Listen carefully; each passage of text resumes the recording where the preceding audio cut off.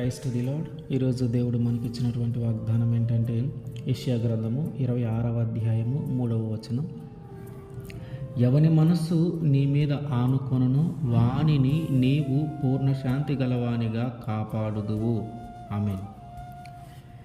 ఎవరైతే శాంతి సమాధానము లేని పరిస్థితుల్లో జీవిస్తూ ఉన్నారో, నిత్యము ఏదో ఒక అలజడి, నిత్యము ఏదో ఒక గొడవ, ఏదో ఒక కోపతాపాలు వచ్చేటటువంటి పరిస్థితుల్లో జీవిస్తూ ఉన్నారో,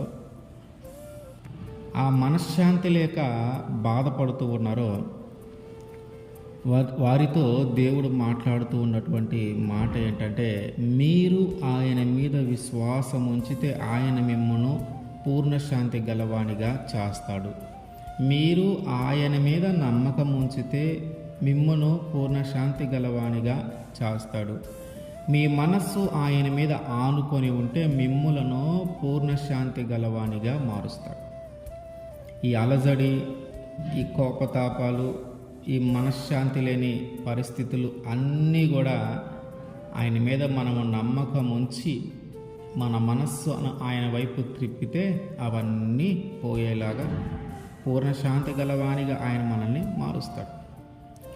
ఏశావు యాకోబుని చంపాలని చూస్తూ ఉన్నాడు. సొంత తమ్ముడే, ఓన్ బ్రదర్స్, సొంత అన్నదమ్ముళ్ళే. యాకోబు చేసిన దానిని బట్టి ఏశావుకి కోపం వచ్చింది. ఇక వీడిని చంపేయాలి అనే అంత పరిస్థితుల్లోకి వెళ్ళిపోయాడు. ఇద్దరి మధ్యలో సమాధానం లేదు. ఒకరిని చూస్తే ఒకరు భయపడేటటువంటి పరిస్థితుల్లో ఉన్నారు. ఒకరిని గురించి ఒకరు యోగక్షేమాలు అడిగేటటువంటి పరిస్థితుల్లో లేరు.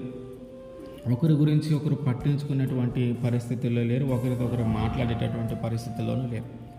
ఇక్కడ ఉంటే అన్న ఎట్లాగైనా చంపేస్తాడేమో అనే భయముతో యాకోబు తన తల్లి సహోదరుడైనటువంటి తన మామ అయినటువంటి లాబాను దగ్గరికి వెళ్ళి కొంతకాలం జీవించాడు.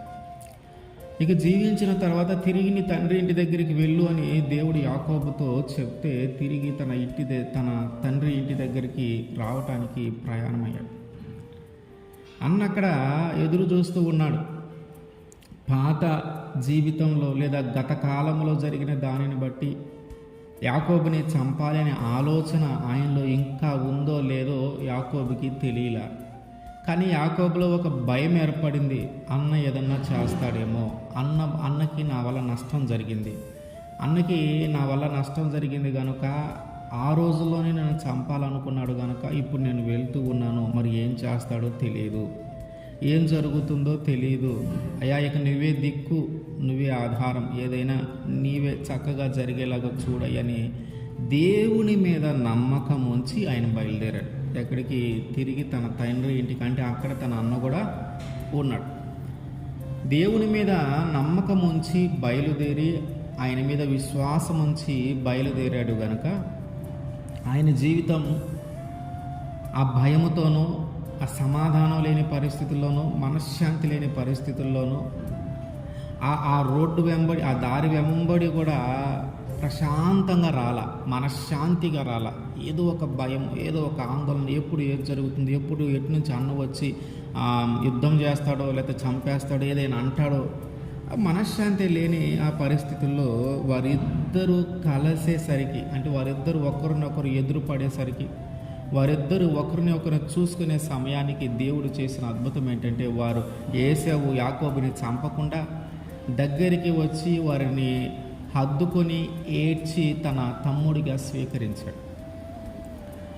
అసలు చంపాలి, కనపడితేనే చంపేద్దాం అనే అంత ఆలోచన కలిగినటువంటి వ్యక్తి తన తమ్ముడిని చూసి, తమ్ముడిని స్వీకరించి, సంతోషముతో దుఃఖము రెండు కలిసి వచ్చేలాగా వారు ఒకరిని పట్టుకొని ఒకరు ఏడ్చేలాగా మార్చగలిగింది ఏంటంటే యాకోబుకి దేవుని మీద ఉన్న నమ్మకము, యాకోబు దేవునికి చేసిన ప్రార్థన.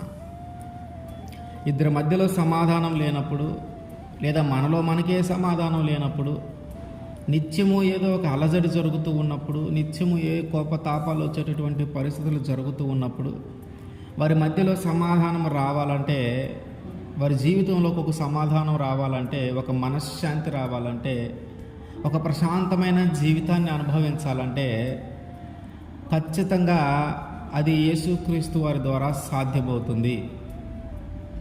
ఆయన మీద కానీ మనం విశ్వాసం ఉంచితే, ఆయన మీద కానీ మనం నమ్మకం ఉంచితే, మన మనస్సు కానీ ఆయన మీద ఆనుకోగలిగితే ఆయన మనల్ని పూర్ణ శాంతి గలవానిగా చేస్తాడు. ఆ యొక్క సమాధానం లేని పరిస్థితుల్లో నుంచి తీసివేసి, మనశ్శాంతి లేని పరిస్థితిలో నుంచి తీసివేసి పూర్ణ శాంతి గలవానిగా ఆయన మనల్ని మారుస్తాడు. మనం చేయాల్సింది ఏంటంటే దేవుణ్ణి నమ్మటమే.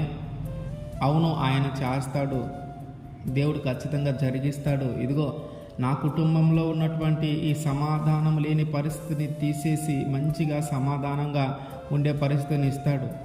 మనశ్శాంతి లేని జీవితాన్ని తీసివేసి ఒక పూర్ణ శాంతి గలవానిగా మారుస్తాడనే ఒక నమ్మకం మనలో ఉండి ఆయన్ని అడిగితే ఆయన ఖచ్చితంగా మనల్ని సమాధానం లేని పరిస్థితుల్లో నుంచి తీసివేసి, మనశ్శాంతి లేని పరిస్థితుల్లో నుంచి తీసివేసి పూర్ణ శాంతి గలవానిగా ఆయన మనల్ని ఖచ్చితంగా మారుస్తాడు. ఆమేన్.